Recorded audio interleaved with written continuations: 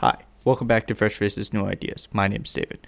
Now, if you're new to this channel or you like this channel and want to keep up to date with all the things that I do, please like and subscribe. Follow me on Twitter at Faces Ideas. I post everything on Twitter and I update this channel pretty regularly. And there might be some changes coming in the future. Now, this video is going to be talking about DC statehood. Currently, the bill it just passed in Congress about 20 minutes to a half hour ago before I was recording this. It's HR 51. And what it would do is would make DC the 51st state. And the way it would do this is it would carve out the 3rd district and make that the state, but it would keep like the White House and all the federal buildings still in their own area.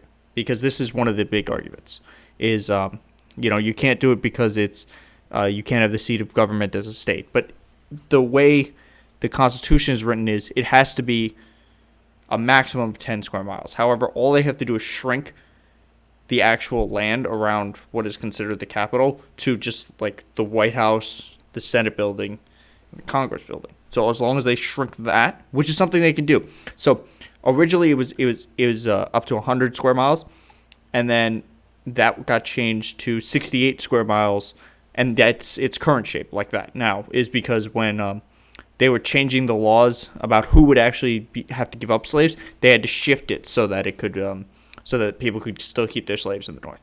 So that's how it ended up there. So the other thing, and this is one of the biggest things, is this is different than Puerto Rico and Guam. DC pays higher federal taxes than states.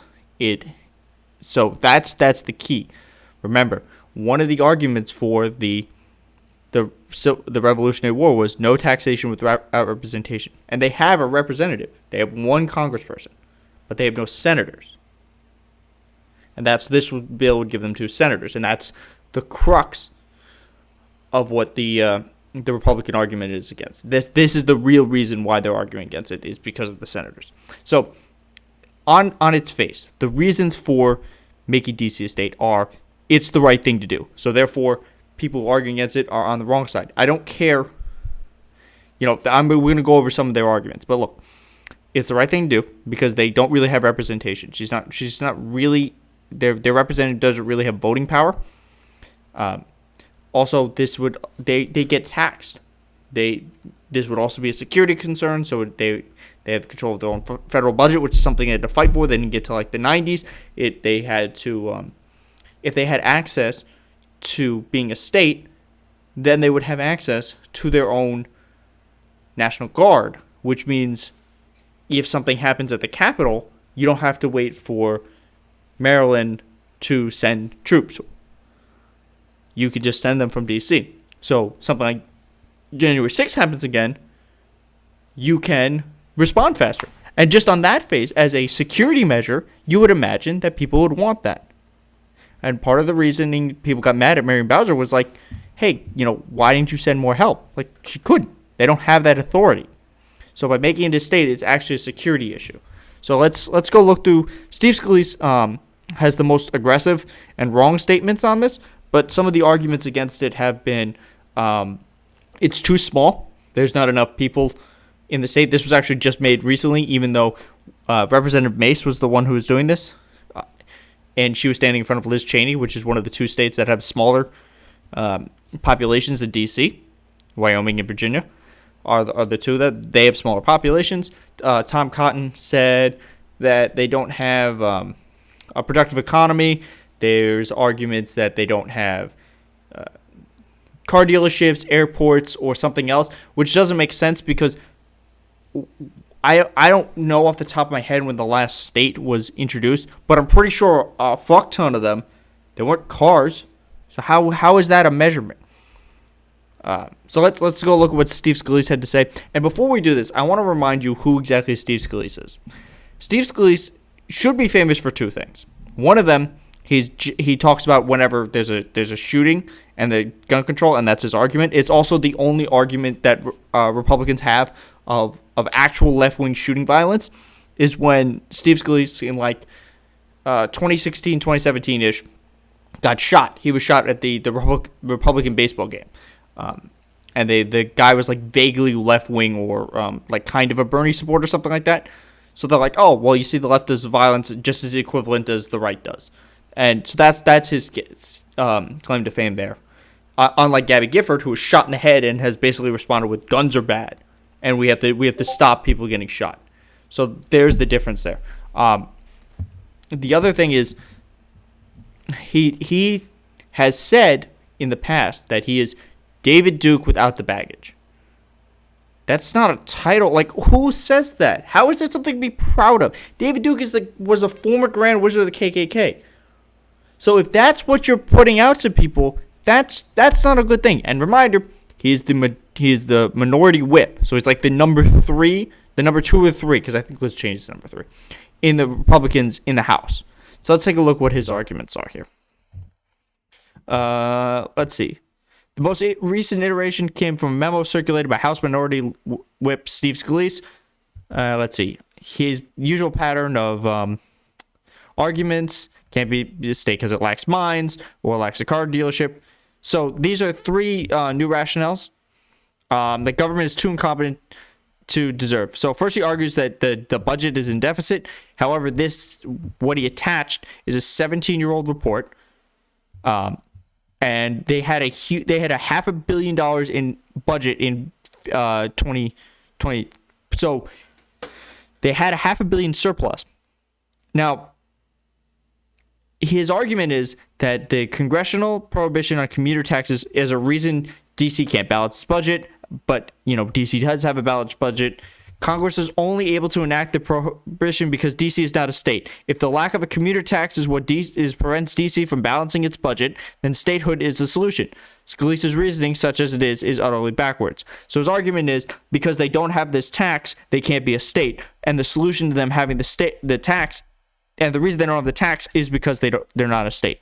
So therefore, because you aren't a thing that lets us not have this thing happen, you cannot become a thing that would allow us to make this thing happen. So I can't tax you on this because you're not a state. And therefore, if you want to be a state, you have to have this thing tax you. But the only way that works is for you to be a state. See, that's a backward ass logic there. Then he argues, this is the one that got the headlines, is undeserving of statehood because it's too much crime. Now, let's be clear. I actually did cover this a while ago. Ben Shapiro had a video when we were talking about carjacking. So yes, currently crime is up, but crime is up across the country.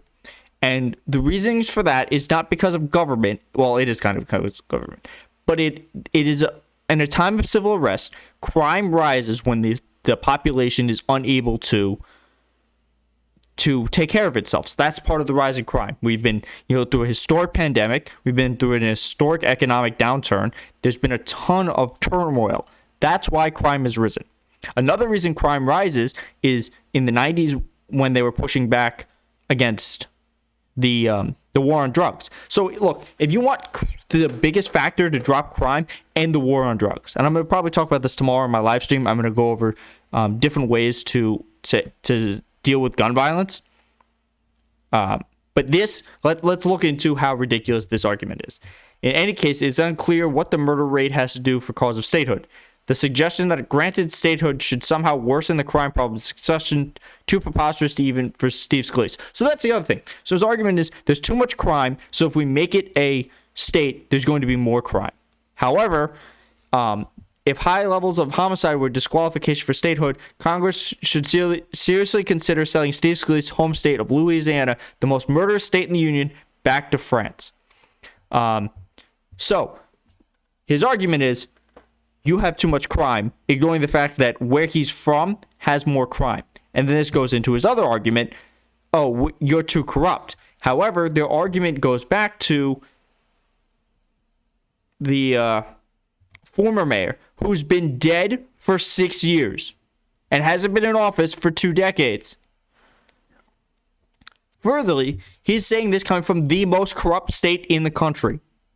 This is like very well known that this is the most corrupt state in the country. So his arguments are, you can't become a state because you're taxed.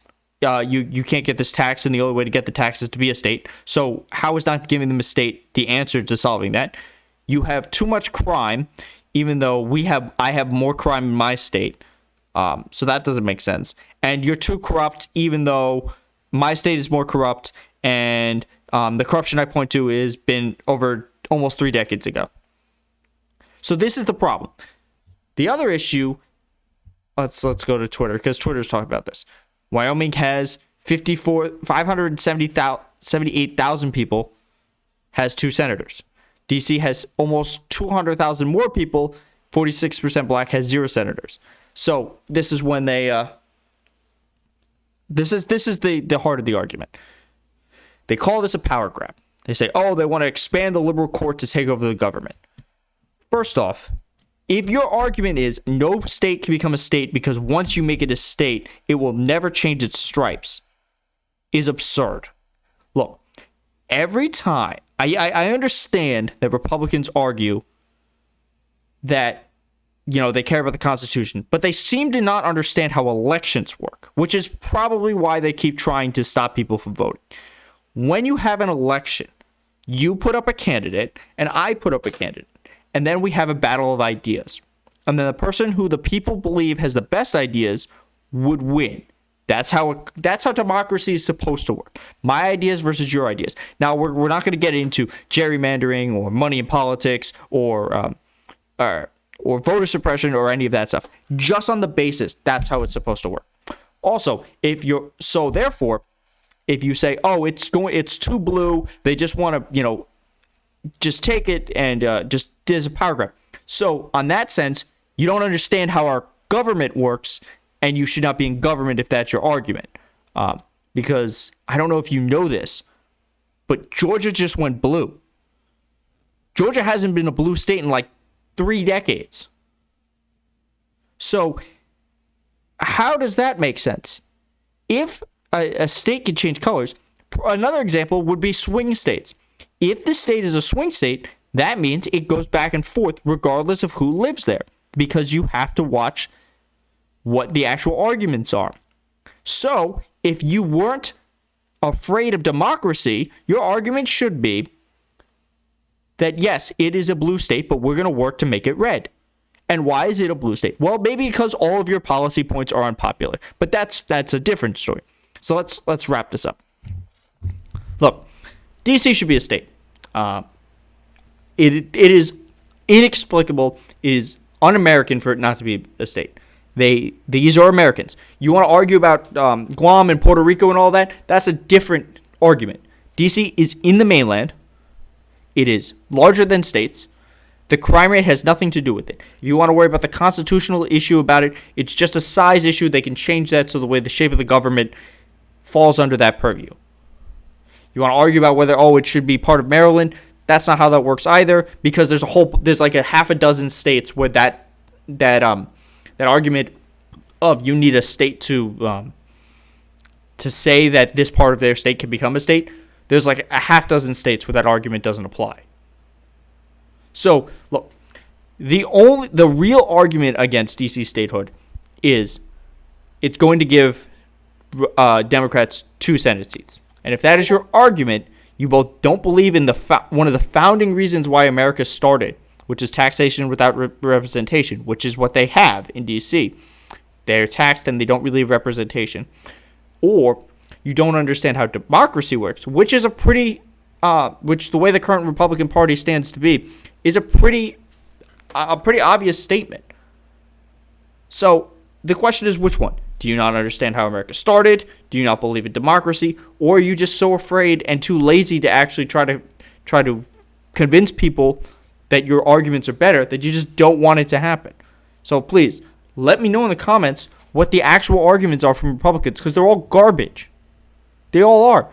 Give me a non-political argument that isn't debunked already. Now, please like and subscribe this video so you can stay up to date with all my content, and I will see you in the next one.